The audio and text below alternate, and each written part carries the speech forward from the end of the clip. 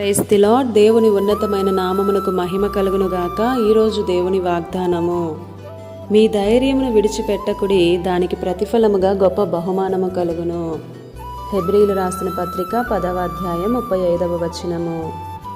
ఈ ఉదయకాల సమయంలో పరిశుద్ధుడైనటువంటి యేసుక్రీస్తే మనతో మాట్లాడుతున్నాడు. మీ ధైర్యమును విడిచిపెట్టకుడి, దానికి ప్రతిఫలముగా గొప్ప బహుమానం కలుగును అని.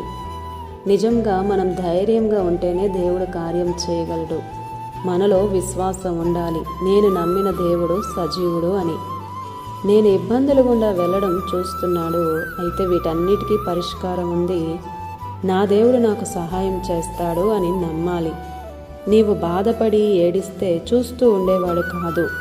ఆయన మౌనముగా ఉండేవాడు కాదు. నమ్మండి, ప్రార్థించండి. ప్రార్థించకూడదని అప్పటికే శాసనం వచ్చేసింది. చచ్చిపోతాడని తెలిసినా కూడా దానియేలు దేవునికి తప్ప ఎవ్వరికీ ప్రార్థించినవాడు, ఎవ్వరికీ మ్రొక్కేవాడు కాదు. ఆ దేవునికే తప్ప ఎవరికి తన బాధను పంచుకునేవాడు కాదు.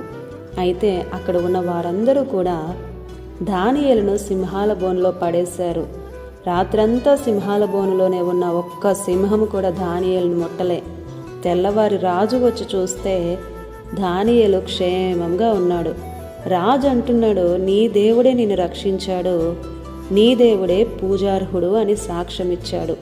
రాజు తర్వాత స్థానాన్ని దానియేలుకి ఇచ్చాడంటే ఎంత గొప్ప బహుమానం చూసారా. మనం వర్షం పడితే, అనారోగ్యం వస్తే చాలు, ఏదో ఒక వంకతో ప్రార్థనలను మానేసే గుంపు లేకపోలేదు. కానీ కష్టం వచ్చినప్పుడు దేవుడు గుర్తొస్తాడు. కష్టం తీరాక లోకముతో కలిసి గడపడానికి సమయమే సరిపోదే.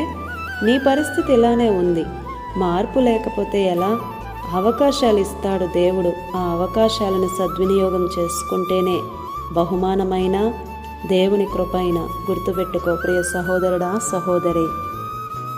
ఇది నా వాగ్దానం మనందరి జీవితాలలో నెరవేరాలని కోరుతూ దేవుని సువార్తా పరిచర్యలో మీ సహోదరి ప్రసన్న. God bless you.